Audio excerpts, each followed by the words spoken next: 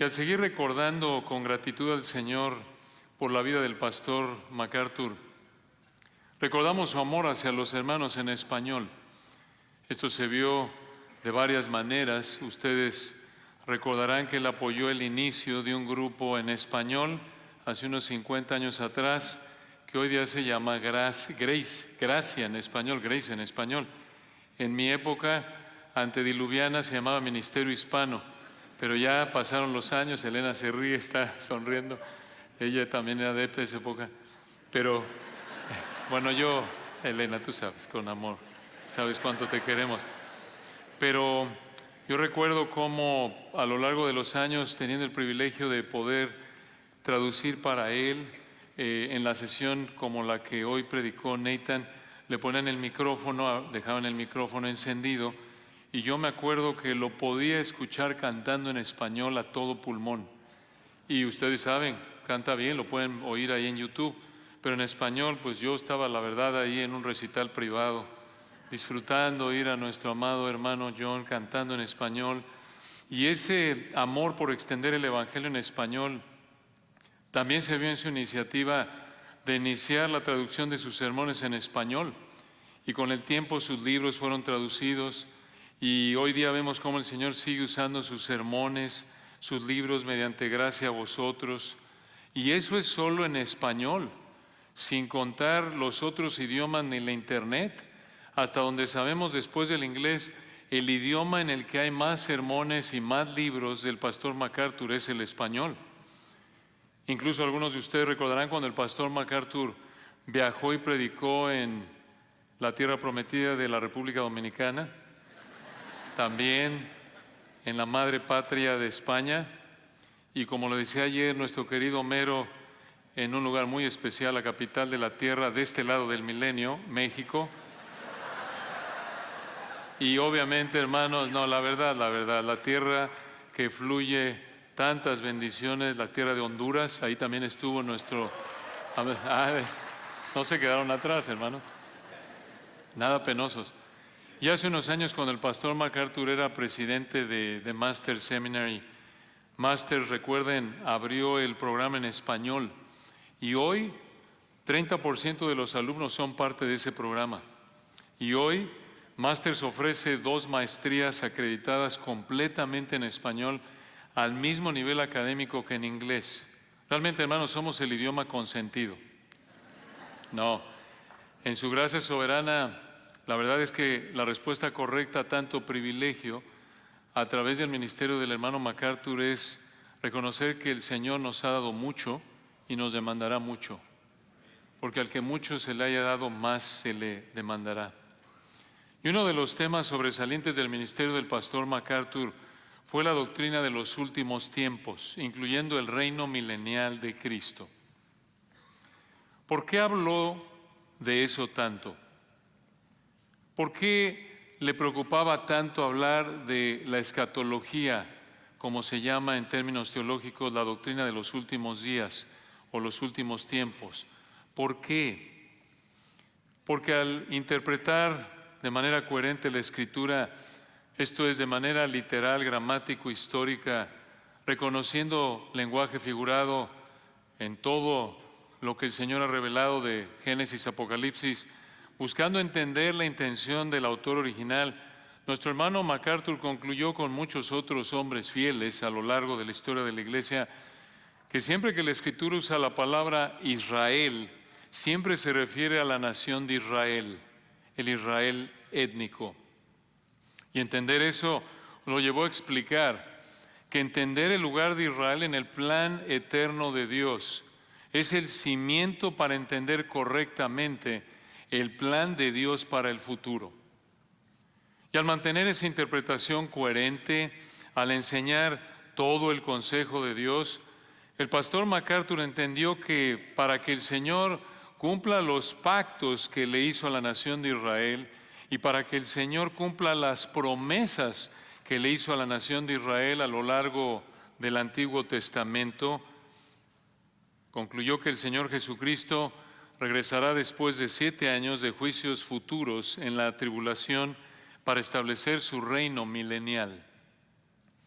De hecho, El pastor MacArthur predicó una serie de 6 partes que ya está traducida y en proceso de producción, titulada ¿Por qué todo calvinista debe ser premilenialista?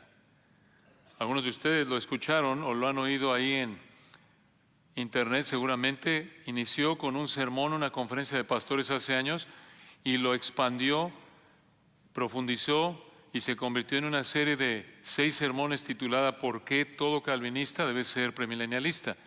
Y en la providencia del Señor me asignaron el tema del milenio. Y aunque confieso que me vi tentado a adaptar esa serie, darle crédito y predicarla en un sermón, no lo hice. Y orando y pensando en cómo servirles de la mejor manera posible en esta sesión, aterricé en un pasaje hermoso de Isaías, y es Isaías capítulo 33. Isaías capítulo 33. Leamos el texto para empezar. Isaías capítulo 33. Ay de ti que saqueas y nunca fuiste saqueado, que haces deslealtad, bien que nadie contra ti la hizo. Cuando acabes de saquear, serás tú saqueado, y cuando acabes de hacer deslealtad, se hará contra ti. Versículo 2, oh Jehová, ten misericordia de nosotros, a ti hemos esperado, tú, brazo de ellos en la mañana, sé también nuestra salvación en tiempo de la tribulación. Los pueblos huyeron a la voz del estruendo, las naciones fueron esparcidas a levantarte tú. Sus despojos serán recogidos como cuando recogen orugas. Correrán sobre ellos como de una otra parte corren las langostas. Será exaltado Jehová, el cual mora en las alturas. Llenó a Sión de juicio y de justicia, y reinarán en tus tiempos la sabiduría y la ciencia, y abundancia de salvación. El temor de Jehová será su tesoro. Isaías 33, 7. He aquí que sus embajadores darán voces afuera. Los mensajeros de paz llorarán amargamente. Las calzadas están deshechas, cesaron los caminantes. Ha anulado el pacto, aborreció las ciudades, tuvo en nada a los hombres. Se enlutó, enfermó la tierra. El Líbano se avergonzó y fue cortado. Sarón se ha vuelto como desierto, y Basán y el Carmelo fueron sacudidos. Versículo 10, ahora me levantaré, dice Jehová, ahora seré exaltado, ahora seré engrandecido. Concebisteis hojarascas, rastrojo daréis a luz, el soplo de vuestro fuego os consumirá. Y los pueblos serán como cal quemada, como espinos cortados serán quemados con fuego. Oíd los que estáis lejos lo que he hecho, y vosotros los que estáis cerca, conoced mi poder. Los pecadores se asombraron en Sión, espanto sobrecogió a los hipócritas. ¿Quién de nosotros morará con el fuego consumidor? ¿Quién de nosotros habitará con las llamas eternas? El que camina en justicia y habla lo recto, el que aborrece la ganancia de violencias, el que sacude sus manos para no recibir cohecho, el que tapa sus oídos para no oír propuestas sanguinarias, el que cierra sus ojos para no ver cosa mala. Este habitará en las alturas, fortaleza de roca será su lugar de refugio, se le dará su pan y sus aguas serán seguras. Versículo 17, tus ojos verán al Rey en su hermosura, verán la tierra que está lejos. Tu corazón imaginará el espanto y dirá, ¿qué es del escriba? ¿Qué del pesador del tributo? ¿Qué del que pone en lista las casas más insignes? No verás a aquel pueblo orgulloso, pueblo de lengua difícil de entender, de lengua tartamuda que no comprendas. Mira Sión, ciudad de nuestras fiestas solemnes. Tus ojos verán a Jerusalén, morada de quietud, tienda que no será desarmada, ni serán arrancadas sus estacas, ni ninguna de sus cuerdas será rota, porque ciertamente allí será Jehová para con nosotros fuerte, lugar de ríos, de arroyos muy anchos, por el cual no andará galera de remos, ni por él pasará gran nave, porque Jehová es nuestro juez, Jehová es nuestro legislador, Jehová es nuestro rey, Él mismo nos salvará. Tus cuerdas se aflojaron, no afirmaron su mástil, ni entesaron la vela. Se repartirá entonces botín de muchos despojos. Los cojos arrebatarán el botín. No diré el morador, estoy enfermo. Al pueblo que mora en ella le será perdonada la iniquidad. Un pasaje hermoso. Este capítulo es un ejemplo excelente de cómo un entendimiento correcto del reino milenial futuro del Señor aquí en la tierra nos motiva a confiar en el Señor en medio de nuestra aflicción presente aquí en la tierra.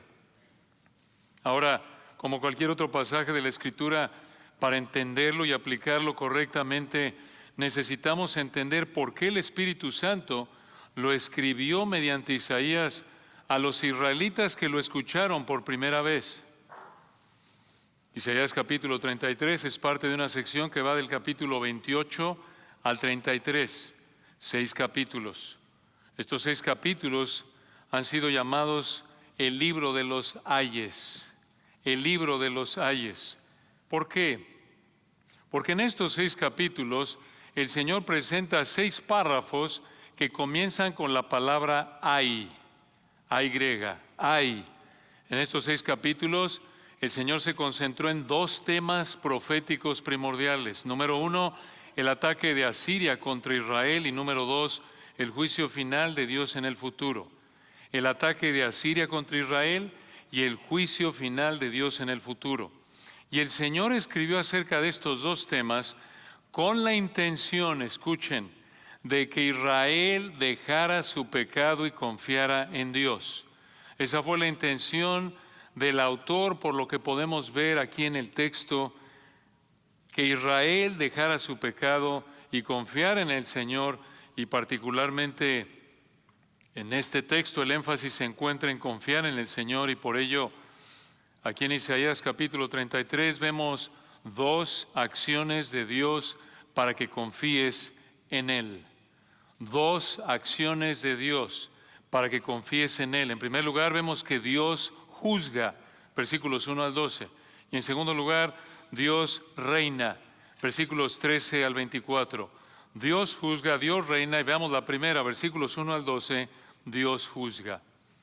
Dios juzga. Ahora, por ser el enfoque de este sermón el milenio, que está realmente primordialmente en el último punto, por razones de tiempo únicamente vamos a hacer algunos comentarios breves de los versículos 1 al 12 para entender los detalles del 13 al 24. Entonces vean el versículo 1, Isaías 33, 1. Aquí está ay, esa palabra, ay. Este es un lamento porque viene el juicio de Dios. Observen para quién es el ay aquí en el versículo 1. Versículo 1. Ay, lamento porque viene el juicio contra, vean el 1, contra ti, que saqueas y nunca fuiste saqueado, que haces deslealtad bien que nadie contra ti la hizo. Cuando acabes de saquear serás tú saqueado, y cuando acabes de hacer deslealtad se hará contra ti. ¿A quién describe aquí el Señor en el versículo 1?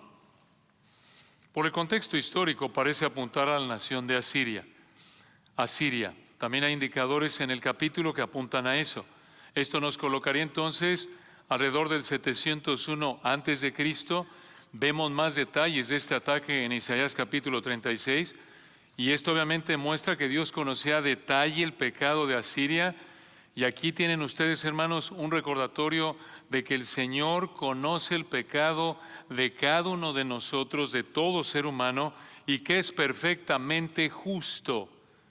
Esto es ojo por ojo a nivel divino, la ley del talión. Obviamente en Cristo, por su gracia, nos ha dado gracia, y nuestros pecados han sido juzgados en la cruz, y por eso para los que están en Cristo ninguna condenación hay, como dice Romanos 8:1. Ahora, aquí Asiria probablemente ya había sitiado los muros de la ciudad de Jerusalén. Recuerden que en esa época protegían las ciudades en la época del Antiguo Testamento con muros, y la ciudad de Jerusalén también tenía sus muros, como recuerdan la ciudad de Jericó allá en el libro de Josué. Entonces Asiria habría sitiado a Jerusalén. Esto significa que los tenían rodeados, nadie podía salir ni entrar. Esto lo hacían en esa época para forzar a la ciudad a rendirse.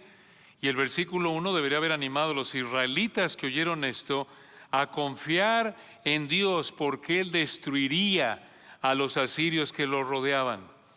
Pero la declaración de juicio contra Asiria en el versículo 1 motivó a orar a Isaías. Y vean que aquí en el versículo 2, Isaías le pidió al Señor que actuara, que liberara a Jerusalén del ataque asirio. Observen versículo 2, es una oración hermosa, podríamos, y los animamos a que la estudien ustedes a detalle, es hermosa. Vean el versículo 2, Isaías dijo: oh Jehová, es el nombre hermoso del Señor que destaca que Él es el Dios fiel, el Dios que guarda el pacto, el eterno, el que no depende de nadie y toda su creación depende de Él, que Él no cambia. Le dice, vean Isaías 33:2, aquí el profeta le pide al Señor, versículo 2, oh Jehová, de manera personal, ten misericordia. En hebreo, muéstranos gracia. A ti hemos esperado. En hebreo, te esperamos con expectativa. Y continúa, tú, brazo de ellos en la mañana. Una mejor traducción es, sé nuestro brazo cada mañana. Aquí el brazo de Dios, como en otras partes, simboliza su poder. Aquí Isaías le está pidiendo al Señor, Señor, tú, sé nuestro poder cada mañana. Y al final del 2, vean, sé también nuestra salvación en tiempo de la tribulación, de aflicción. Aquí Isaías está atribulado, está afligido, está sufriendo. Y observen que aquí le pidió al Señor gracia, confió en Él, le pidió fortaleza, liberación en la aflicción, en base a su fidelidad, porque Él es Jehová, el Dios que guarda el pacto. Esto nos da una idea, hermanos, de la seriedad de la situación. Isaías clamó al Señor para que lo salvara de Asiria. Y el Señor le respondió en el versículo 3, vean, al decir mediante Isaías que iba a actuar. Pero es muy importante que vean en el 1 y 2 la situación para entender correctamente lo que viene al final del capítulo.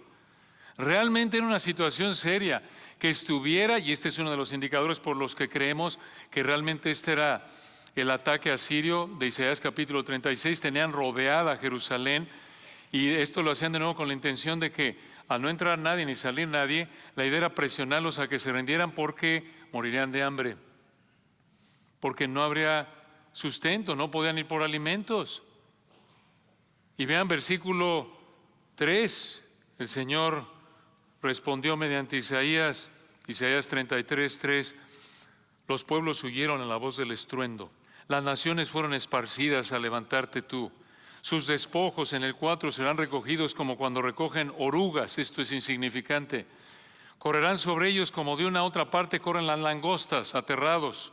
Será exaltado Jehová, el cual mora en las alturas. Llenó a Sión, esta es Jerusalén, de juicio y de justicia. Y en el 6, reinarán en tus tiempos la sabiduría y la ciencia y abundancia de salvación. El temor de Jehová será su tesoro, dándonos un vistazo de lo que viene al final del capítulo.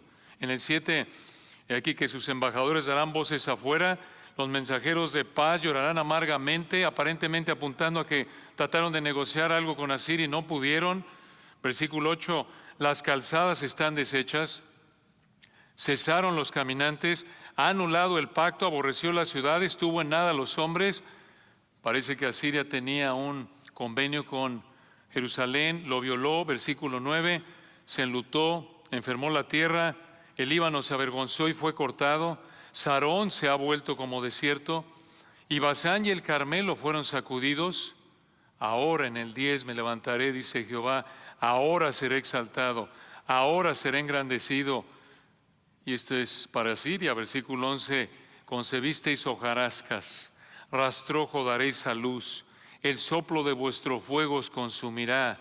En el 12, y los pueblos serán como cal quemada, como espinos cortados serán quemados con fuego. Mostrando aquí el Señor que lo que haría con Asiria lo haría en el futuro con las naciones. Pero aquí la idea es que cuando los espinos cortados son quemados, se queman rápidamente. Es como cuando la hierba seca se está quemando, se quema de manera instantánea, rápida. El punto aquí es que Dios acabaría con los asirios de manera total y rápida. Esto debería haber animado a la audiencia original de Isaías a confiar en Dios, porque el Señor les dijo, va a aplastar a Siria, aunque estaban amenazando a Jerusalén. Y hermanos, igual que con Asiria, el Señor conoce el pecado de todos y juzgará el pecado de todos, como ya lo dijimos, a su tiempo. A su tiempo. Esto nos debe motivar a confiar en Él, especialmente cuando ves la injusticia, la impunidad, la iniquidad en la que vivimos ahogados en este mundo que nos rodea. Vivimos como dice 2 de Pedro 3 de Lot, aquel justo, recuerdan, afligía su alma justa viendo y oyendo los hechos inicuos de los impíos en Sodoma.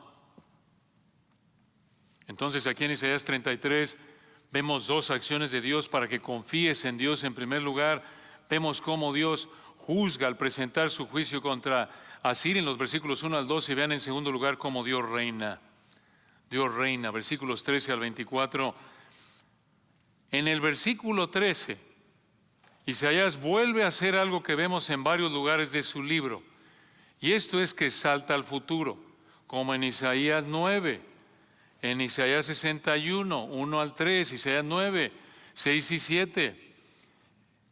Hablando de la primera venida, salta a la segunda venida de una frase a otra. Y aquí lo hace igual, porque a partir del versículo 13 vemos 5 bendiciones que disfrutarán los israelitas creyentes en el reino milenial. 5 bendiciones que disfrutarán los israelitas creyentes en el reino milenial. Y buena noticia, Apocalipsis 5:10 dice que reinaremos sobre la tierra. Esto apunta a que reinaremos en el reino milenial. Es literal. En otras palabras, estas 5 bendiciones las disfrutarán los israelitas creyentes y nosotros también, como la iglesia, diferente Israel. Y aquí en Isaías 33, 13 al 24, el Señor le explicó a estos israelitas estas 5 bendiciones en el reino para fortalecer la confianza de estos israelitas en Él. Y recuerden, estaban frente a la amenaza siria. Ahora una aclaración, aquí no les dijo que el reino duraría 1000 años. A lo largo del Antiguo Testamento el Señor únicamente le dio pactos a Israel y promesas que cumplirían el reino mesiánico terrenal. Y no fue sino hasta Apocalipsis capítulo 20 que el Señor dijo que ese reino durará 1000 años. De ahí la palabra milenio. Y lo dijo ahí en Apocalipsis 20 5 veces. 1000 años, 1000 años, 1000 años. Y así como todos los números en Apocalipsis son literales, así también el número 1000 es literal en Apocalipsis 20. Y de hecho, en toda la Biblia, como lo dice la Biblia de Estudio MacArthur, y claro, está en lo correcto lo que dice ahí. Cuando se usa, escuchen, cuando se usa un número para describir una palabra, como 1000 años, o el día segundo como en Génesis 1, siempre es un número literal, nunca figurado, nunca simbólico. Escuchen esto otra vez. Cuando ustedes vean en la Biblia un número que se usa para describir una palabra, en términos gramaticales, un adjetivo que describe un nombre, como 1000 años, son 1000 años. Día primero, día segundo, es el primer día, el segundo. Siempre es un número literal, nunca es simbólico.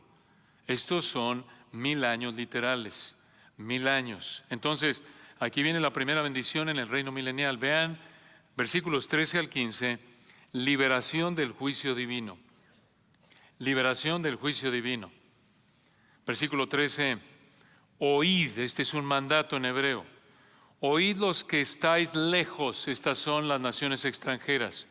El Señor les está hablando a través de Isaías, obvio esto es para su audiencia original, israelitas, pero esto es para infundirles confianza. Versículo 13, oíd los que estáis lejos lo que he hecho, y vosotros los que estáis cerca, esto es Judá, conoced mi poder. ¿Por qué dijo esto? Porque el poder del Señor se manifestará en su liberación de Israel. ¿Cómo lo sabemos?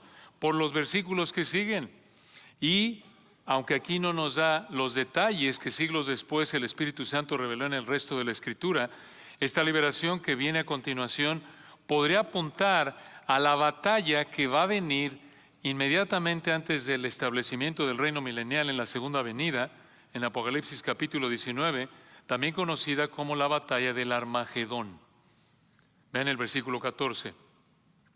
Los pecadores se asombraron, en hebreo temblaron de miedo. Vean dónde. Los pecadores se asombraron en Sión. Sión es otro nombre para qué ciudad? Jerusalén. Sigue el texto en el 14. Espanto, en hebreo temblor, sobrecogió a los hipócritas, o en hebreo impíos. Y escuchen estas dos preguntas al final del 14. ¿Quién de nosotros morará o habitará con el fuego consumidor? ¿Quién de nosotros habitará con las llamas eternas? ¡Qué preguntas! ¡Qué preguntas! Los israelitas escucharon esto por primera vez. Sabían que las frases el fuego consumidor y las llamas eternas se refieren ¿a quién? A Dios, a Jehová, al Señor. Esto lo sabemos porque en Deuteronomio 4:24, ahí desde la ley siglos antes de Isaías, en Deuteronomio 4:24, Dios le dijo a Israel: Jehová tu Dios es fuego consumidor. De hecho, recuerdan ustedes en Hebreos 12, 28 y 29, el Espíritu Santo usa este título del Señor: nuestro Dios es fuego consumidor, para motivarnos a vivir con gratitud, con temor y reverencia en nuestro servicio al Señor. Pero aquí, hermanos, en Isaías 33:14, estos son títulos aterradores del Señor, hermanos. Véanlo de nuevo al final del 14. Fuego consumidor, llamas eternas. Estas dos frases describen a Dios como juez. Esto es aterrador. Obviamente son preguntas retóricas. Esto es, la respuesta nos la da la manera en la que es hecha la pregunta. ¿Quién puede morar con el fuego consumidor? ¿Quién puede vivir con el juez de manera específica? Vean la frase al final del 14, las llamas eternas apuntan al juicio de Dios en el infierno eterno. La frase llamas eternas apuntan al juicio eterno de Dios en el infierno. Y desde Isaías capítulo 1 este es uno de los temas recurrentes: tormento eterno, juicio de Dios en una eternidad de tormento. Entonces los versículos 13 y 14 dicen que los pecadores tiemblan de miedo cuando conocen el poder del juez. Entonces, ¿cuál es la pregunta ahí? Versículo 14, ¿quién de nosotros, preguntaban estos israelitas, morará con el fuego consumidor? ¿Quién de nosotros habitará con las llamas eternas? El versículo 15 nos da la respuesta en una frase: el creyente genuino. El creyente genuino. Por implicación, la persona quien ha transformado por gracia el Espíritu Santo, el que tiene fe genuina, y esa fe genuina, esa transformación se manifiesta en una vida de obediencia, como lo describe el versículo 15. De hecho, los versículos 14 y 15 habrían sido un llamado implícito al arrepentimiento para los primeros israelitas que oyeron esto. Sabemos que el versículo 15 no enseña que la persona que hace estas obras buenas evite el juicio de Dios. Esto lo sabemos porque Isaías explica que Dios perdona al que viene a Él en arrepentimiento y fe en base a la vida, muerte y resurrección del siervo sufriente. Esto lo vemos en Isaías 1, ¿recuerdan? Venid, estemos a cuentas. Si vuestros pecados fueran rojos, serán como blanca lana. Isaías 55, deje limpio su camino y el hombre inicuo sus pensamientos, y vuelvas a Jehová. Isaías 55, el cual tendrá de él misericordia. 53, porque él llevó nuestros pecados, fue molido por nuestras transgresiones. Esto es igual para ti y para mí en este día. Si tú no conoces a Cristo aún, vas a enfrentar la totalidad de la furia del Dios que es fuego consumidor. Y la única manera de evitar eso y de vivir con Él, Dios que es fuego consumidor, es a través de la fe arrepentida únicamente en el fuego consumidor encarnado, que vivió una vida perfecta y murió en la cruz para llevar la eternidad de tormento que merecemos todos los que creemos en Él y el Padre quedó satisfecho con ese sacrificio y vida perfectas y por eso lo resucitó al tercer día. Ahora, aquí en el versículo 15, vean hermanos, este es un texto hermoso. Vemos una descripción entonces de un creyente genuino y conforme escuchamos brevemente la explicación del versículo 15, examinémonos. Si somos creyentes genuinos, esto debe caracterizar nuestra vida. Desde el punto de vista de Efesios 2:10, el versículo 15 es una muestra de las buenas obras que Dios preparó de antemano para que anduviésemos en ellas. Y vean aquí en el versículo 15, hay 6 frases que describen la virtud de un creyente genuino como la constante en su vida. 6 frases que describen la dirección, no perfección, como decía el hermano MacArthur. Aquí tienen 6 frases que describen la dirección de la vida de un creyente genuino. En primer lugar, vean, el creyente genuino es, versículo 15, el que camina en justicia. Esto es, camina en rectitud, en obediencia a Dios. Esto se refiere a una conducta obediente a la ley de Dios, a la palabra de Dios. En segundo lugar, 2:6, versículo 15, y habla lo recto. Esto es, habla la verdad. En otras palabras, como constante en su vida, no miente. En tercer lugar, el creyente genuino, versículo 15, es el que aborrece la ganancia de violencias o de extorsión u opresión. Esto es, presionar a la gente para que haga algo que produce dinero. Observen que no solo evita ganar dinero al dañar a otros, sino que lo aborrece. Esto es, internamente lo desprecia. Esto muestra deseos santos. Esto muestra regeneración genuina. Esto es Romanos 7. Lo que hago no lo entiendo, sino lo que aborrezco, eso hago. 4:6, vean, siguiente frase, versículo 15, el creyente genuino es el que sacude sus manos para no recibir cohecho, o en hebreo soborno. Este hombre no recibe dinero para alterar la verdad, no recibe dinero para devolverle ilegalmente el favor al que le dio dinero. Observen, hermanos, que estas 2 últimas frases muestran que no ama el dinero. Donde esté vuestro tesoro, allí estará también vuestro corazón. La manera en la que ves y usas el dinero revela la condición espiritual de tu corazón, y aquí lo volvemos a ver. 5:6, versículo 15, el creyente genuino es, escuchen, el que tapa sus oídos para no oír propuestas sanguinarias. Observen de nuevo que no solo se abstiene de matar a gente, sino que se abstiene de oír propuestas que dañen a otros, propuestas que muestren odio o venganza. No solo evita participar, sino que ni siquiera quiere escuchar la propuesta a pecar de esta manera. Y finalmente vean en sexto lugar, al final del 15, el creyente genuino es el que cierra sus ojos para no ver cosa mala. Esto es hermoso.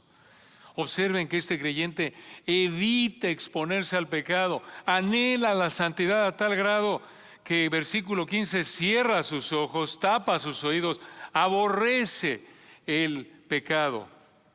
Ahora, ¿por qué el Espíritu Santo a través de Isaías describió al creyente genuino, el que puede habitar en comunión con las llamas eternas, con estas frases? ¿Por qué estas 6 descripciones en particular?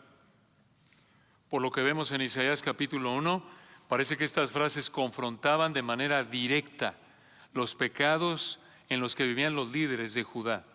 Pero escuchen esto, dentro del contexto profético de este pasaje, esta regeneración de Israel, estos son israelitas regenerados, esta regeneración de Israel, esta salvación de Israel apunta al cumplimiento del nuevo pacto de Jeremías 31.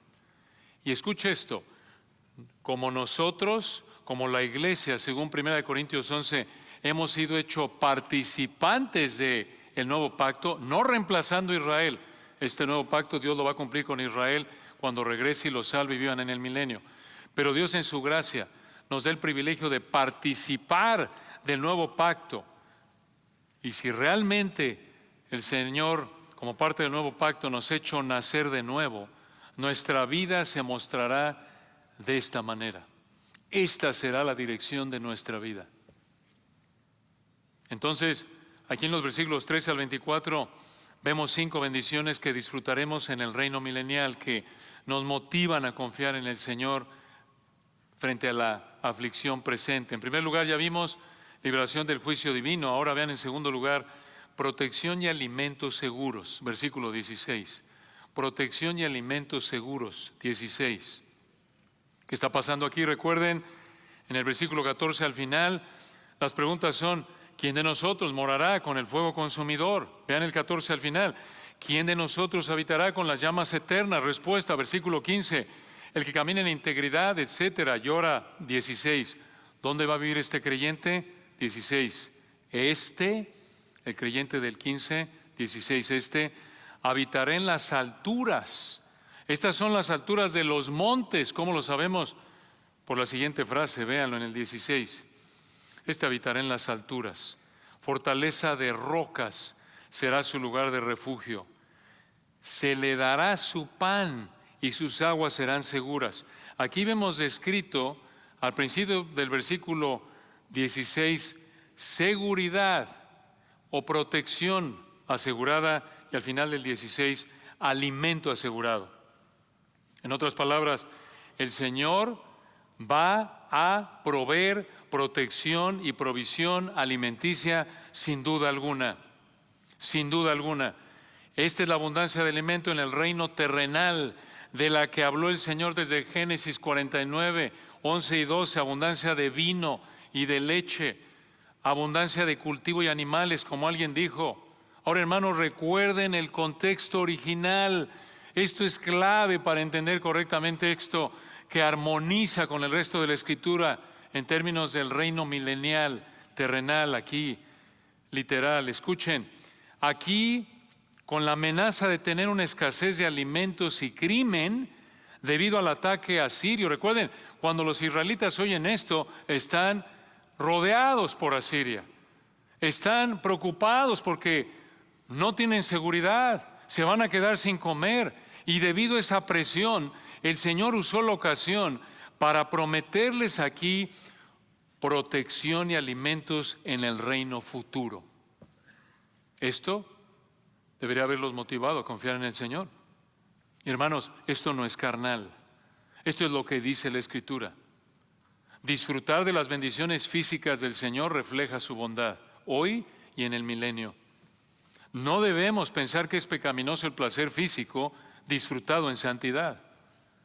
Escuche esto, pensar que el placer físico disfrutado en obediencia al Señor es pecaminoso es pensar de manera equivocada.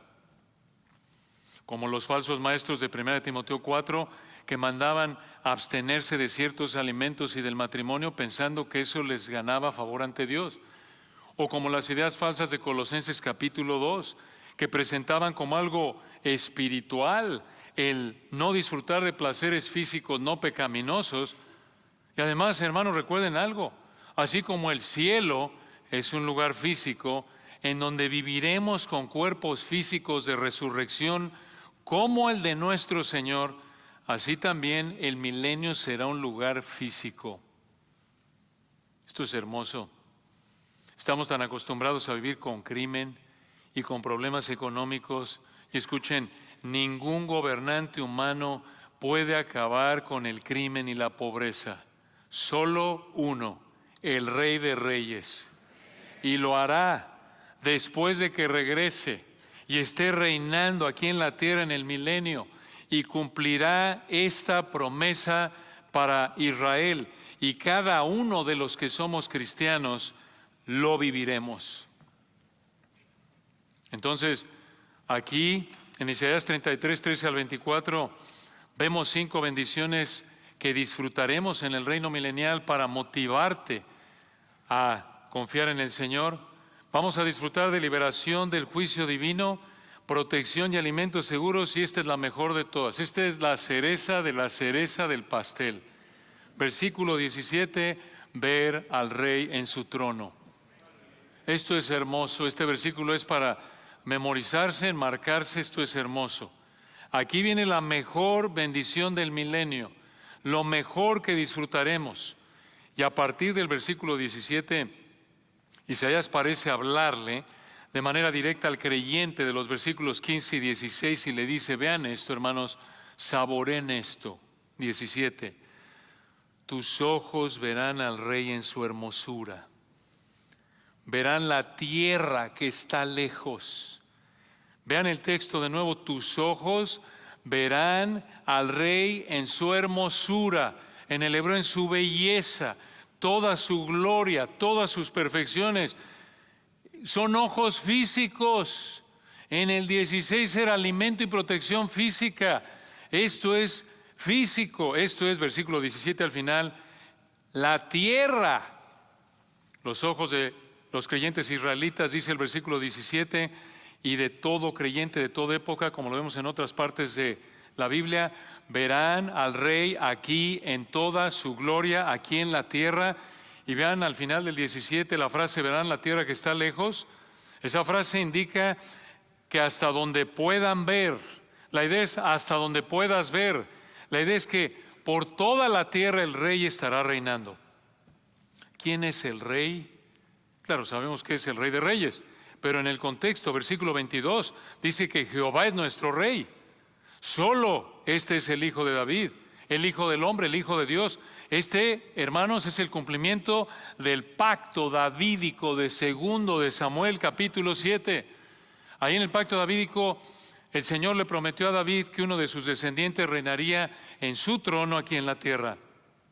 Vean esto en el versículo 5, Jehová habita en el cielo, pero aquí en el versículo 17 está físicamente reinando en la tierra. ¿Cómo es esto posible? Esto implica la encarnación y lo que podríamos llamar la coronación cuando regrese a reinar corporalmente. ¿Cuándo? Cuando reine aquí en el milenio. Después de que regrese. Vean por un momento Isaías 9, versículos 6 y 7, el texto navideño clásico, uno de varios hermoso. Vean esto, Isaías 9, 6. Isaías 9, 6, véanlo.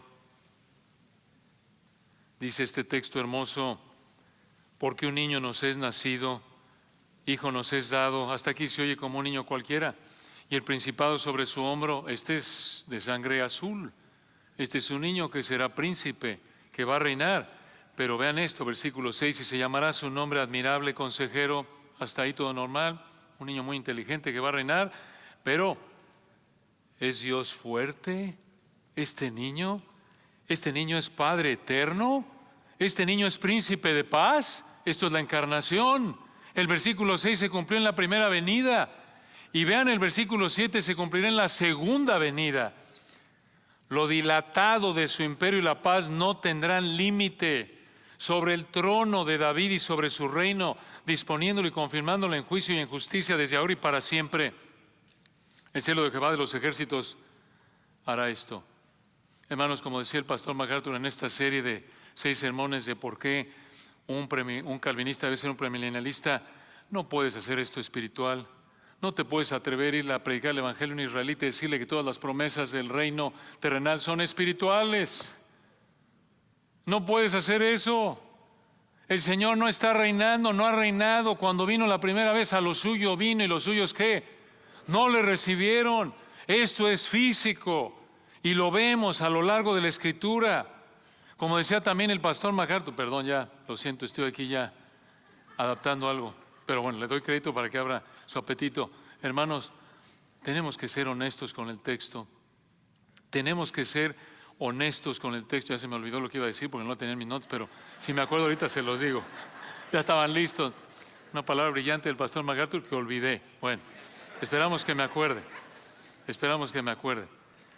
Escuchen, hermanos, como alguien dijo, como lo vemos en toda la Escritura, el cumplimiento literal de tantas profecías de la primera venida garantiza el cumplimiento de tantas profecías en la segunda venida. Qué privilegio, hermanos. Versículo 17, véanlo de nuevo, Isaías 33, 17. Tus ojos verán al Rey en su hermosura, verán la tierra que está lejos. Esto es físico, literal, aquí en la tierra. Y esto nos lleva, hermanos, no solo a que disfrutaremos de liberación del juicio divino en primer lugar, y de protección y alimentos seguros en segundo lugar, y de ver al Rey en su trono, sino también en tercer lugar y en cuarto lugar de seguridad. Seguridad, versículos 18 al 23, véanlo. Aquí en Isaías 33, 18, Isaías menciona personas relacionadas con la opresión de los enemigos contra los israelitas. Versículo 18, hablándole este israelita regenerado que vivirá en el milenio para animar de nuevo a estos israelitas que oyeron esto por primera vez a que se arrepintieran y confiaran en el Señor. Versículo 18, tu corazón imaginará el espanto y dirá, ¿qué es del escriba? ¿Qué del pesador del tributo? ¿Qué del que pone en lista las casas más insignes? Parece que este hombre al final del 18 planeaba o exploraba para diseñar un plan de batalla. Estos de nuevo eran personas que funcionaban, eran parte de los enemigos de Israel que atacaban a Israel. Y versículo 19 continúa, no verás aquel pueblo orgulloso o insolente, pueblo de lengua difícil de entender, de lengua tartamuda que no comprendas. ¿Por qué dijo esto? Porque aquí en los versículos 18 y 19, el Señor les dijo que en el reino futuro nunca más los israelitas vivirán los temores y aflicciones de sus enemigos. En el milenio los israelitas solo pensarán en lo que vivieron. Y vean el 20, versículo 20, mira, un mandato, mira Sión, esto es Jerusalén, escuchen esto, ciudad de nuestras fiestas solemnes, tus ojos verán a Jerusalén, morada de quietud. Morada quiere decir lugar para vivir, de quietud. Continúa el texto en el 20 al final. Tienda que no será desarmada, ni serán arrancadas sus estacas, ni ninguna de sus cuerdas será rota. Observen, hermanos, que los mismos ojos que verán al Rey aquí en la tierra, en el versículo 17, son los mismos ojos que verán a Jerusalén en el 20. Esto es aquí en la tierra, no en el cielo. Y la idea del 20 es esta: Jerusalén disfrutará de las fiestas de la ley, paz, seguridad de manera permanente. Dice alguno de ustedes, no que el nuevo pacto reemplazó al antiguo, no que el Señor cumplió el antiguo pacto, es correcto, pero esto se va a celebrar como conmemoración, en memoria, celebrando el sacrificio de nuestro Señor, como celebramos la cena del Señor. Esto se celebrará en el templo milenial, descrito en Ezequiel capítulos 40 al 48. Y aquí tienen ustedes el cumplimiento del pacto sacerdotal de Números capítulo 25. Vean, hermanos, la perfección de la mente del Señor y su palabra. Todo está entretejido. Cómo se relacionan estas verdades y convergen en el reino milenial. Pero ¿por qué podrá adorar Israel al Señor en Jerusalén, aquí en la tierra? Porque Dios la protegerá. ¿Dónde dice eso? Versículo 21. Porque ciertamente allí será Jehová para con nosotros fuerte, lugar de ríos, de arroyos muy anchos, por el cual no andará galera de remos, ni por él pasará gran nave. La idea es que Jerusalén estará segura y tendrá ríos y arroyos muy anchos. Por lo que vemos en Ezequiel 47, Dios hará que en la tierra de Israel haya ríos que no existen en la actualidad, y esto encaja con el terremoto mundial que el Señor causará en la segunda venida, según Zacarías 14, 4.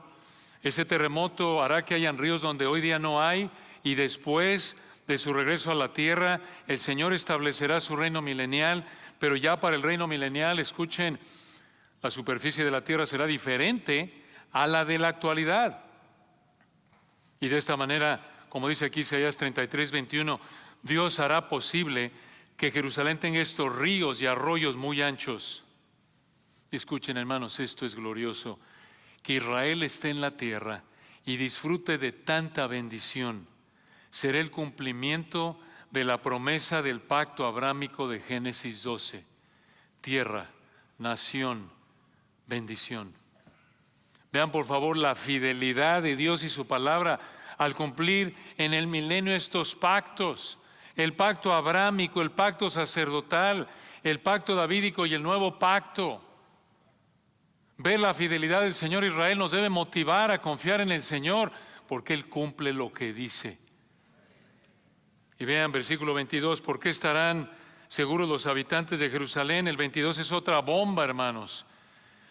Podríamos predicar este varias semanas, vean cómo en el 22 describe el Señor, se describe a sí mismo, versículo 22, aquí explica por qué los habitantes de Jerusalén estarán seguros, porque Jehová, recuerden, no hay otro como Jehová, ninguno más hay.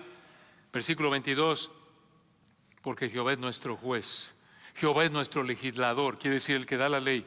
Jehová es nuestro rey, Él mismo nos salvará. Observen que 4 veces se repite nuestro o nos, apuntando a la relación salvadora de nuevo que tendrán estos israelitas con Dios. ¿Qué quiere decir esto? Que es nuestro juez, nuestro legislador, nuestro rey, nos salvará. Estas 4 realidades de lo que el Señor hará con estos israelitas en el futuro, en el milenio, también se aplican a nosotros. ¿Cómo? Por ser nuestro juez. Vean el texto en el 22, porque Jehová es nuestro juez. Por ser nuestro juez nos ha declarado inocentes, únicamente en base a los méritos de Cristo. Versículo 22, por ser nuestro legislador. Él tiene la autoridad de mandarnos qué hacer en su palabra. Por ser, versículo 22, nuestro rey. Estaremos en su reino cuando Él esté aquí en la tierra, en el trono de David, en el milenio. Y por ser, versículo 22, nuestro Salvador, nos ha salvado de la esclavitud, el castigo y en el futuro de la presencia del pecado. Esta descripción de Dios, hermanos, del versículo 22 de Jehová nos ayuda a entender algo de lo que dice el versículo 17, tus ojos verán al Rey en su hermosura. ¡Qué hermosura! 17, que es nuestro juez, legislador, nuestro Rey, Él mismo nos salvará. Esto es hermoso, esto es glorioso. Esto debe infundirles confianza frente a la amenaza siria, frente a la tentación a afligirse, preocuparse porque se iban a quedar sin comida, iban a estar sujetos a las atrocidades de ser atacados por los asirios. Y vean cómo termina aquí el capítulo, versículo 23. El Señor sigue hablándole a Jerusalén en el milenio, a los habitantes representados por Jerusalén. Versículo 23, tus cuerdas se aflojaron, no afirmaron su mástil, ni entesaron en el hebreo, ni abrieron la vela. Se repartirá entonces botín de muchos despojos. Los cojos arrebatarán el botín. Esa última frase del 23, por lo que viene ahí en el 18 al 22, es clave para entender lo que dice el 23. Veanlo de nuevo al final. Los cojos arrebatarán el botín. Este versículo 23 parece comparar a Jerusalén con un barco indefenso, pero escuchen esto. Por el poder del Señor del versículo 22, aquí en el 23 al final, aún los más débiles como los cojos actuarán como un ejército conquistador. ¿Por qué? Por la seguridad en la que vivirán los israelitas en Jerusalén en el milenio, en el futuro. Hermanos, si hay algo que anhelan los israelitas en Jerusalén en nuestra época, es esto: seguridad, no el riesgo y el ataque continuo en el que viven hoy día. Y esto que viven en la actualidad es el cumplimiento de lo que el Señor dijo en Lucas. Recuerdan, Jerusalén será hollada, será pisada hasta que los tiempos de los gentiles se cumplan. Desde la cautividad babilónica hasta que regrese el Señor y establezca el reino milenial, Jerusalén sufrirá algún tipo de dominio gentil. A eso se refiere la frase, Jerusalén será hollada hasta que los tiempos de los gentiles se cumplan. ¿Qué ánimo debe darnos para evangelizar a los israelitas? Esta es una excelente entrada para evangelizar, ¿no es cierto? Entonces llegamos a la última, hermanos, rápidamente. Aquí hay 5 bendiciones que disfrutaremos en el reino milenial que nos infunden confianza. Esa liberación del juicio divino en primer lugar, esa protección y alimentos seguros en segundo lugar, ese privilegio de ver al Rey en el trono en tercer lugar, esa seguridad en el cuarto lugar y en quinto lugar, salud y perdón de pecados. Salud física y perdón de pecados. Versículo 24. Salud física y perdón de pecados. Vean esto en el 24. No diré el morador, este es el habitante de ¿dónde? De Jerusalén, de Sión, como lo hemos estado viendo aquí en el texto. Vean el texto en el 24. No diré el morador, no diré el habitante de Jerusalén, este israelita salvo que vivirá en el milenio, en el futuro. Versículo 24, vean, no diré el morador, estoy enfermo. Al pueblo que more en ella, en Jerusalén, le será perdonada la iniquidad. Esto muestra que todos los israelitas que vivan en Jerusalén disfrutarán de salud y perdón de pecados. Y de nuevo esto sucederá cuando regrese el Señor y establezca su reino milenial, como dice Romanos 11, 26 y 27. Entonces todo Israel será salvo. Ahora hay que aclarar algo, escuchen. Para los creyentes con cuerpos de no resurrección, para los creyentes con cuerpos no de resurrección como los nuestros, que sobrevivan a la tribulación y entren con cuerpos no glorificados, el hecho de que nadie esté enfermo vuelve a mostrar que la maldición será suavizada, como lo vemos en Isaías 11, porque leímos hace un momento con Josías en Apocalipsis 22, ya no habrá más maldición en el cielo nuevo y la tierra nueva. Este no es el cielo nuevo y la tierra nueva, este es el milenio. La maldición de Génesis 3 y sus efectos serán atenuados, no quitados totalmente, sino hasta que el Señor destruya los cielos y la tierra, como estudiamos esta mañana con Nathan, y haga cielos nuevos y tierra nueva, Apocalipsis capítulo 21. Pero aquí, para los creyentes que lleguen, que entren, y obviamente que tengan hijos, esa maldición será suavizada, y los cuerpos, y esos creyentes que mueran, van a recibir, por lo que vemos en la Escritura, por implicación, cuerpos de resurrección de manera inmediata, y por tener cuerpos de resurrección jamás volverán a enfermarse. Es una maravilla. Recuerde esto es sumamente práctico, y de nuevo esto no es carnal, esto es lo que dice el texto.